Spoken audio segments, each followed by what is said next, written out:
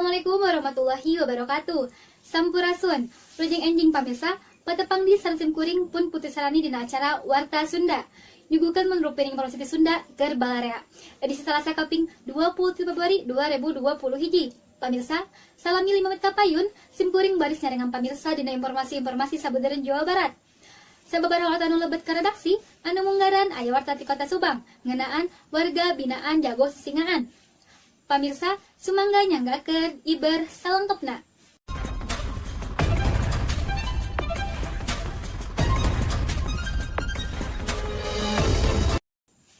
Pamirsa, warga binaan di lapas kelas A2 Subang mibanda kaparigelan dina mintonkeun seni sisingaan. Cenah, eta kaparigelan teh hasil tina latihan di jero lapas. Nu salah sahiji udaganana nyata pikeun nyinglar ributan di jero lapas.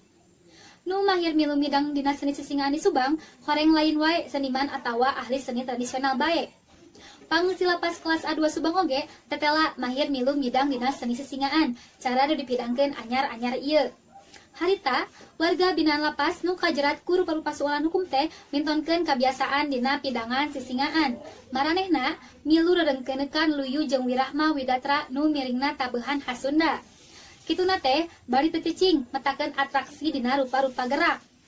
Susi Susilawati, Pakanwil Kemenkumham Jabar, nu ngahaja nyaksian eta atraksi warga binaan di Subang, nyebutkeun ngarasa reueus nyereueuh warga binaan lapas kelas A2 Subang mibanda kamahiran dina seni Sunda.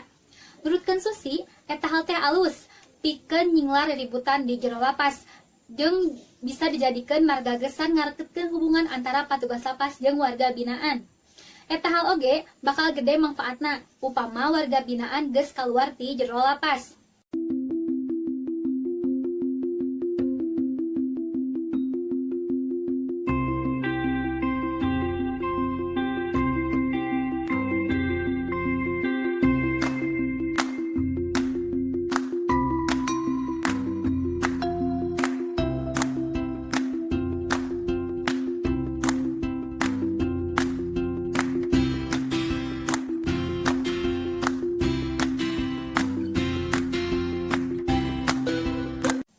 Pamirsa, informasi nu nembe mangrupi informasi pamungkas dina pidangan Warta Sunda dengan ieu.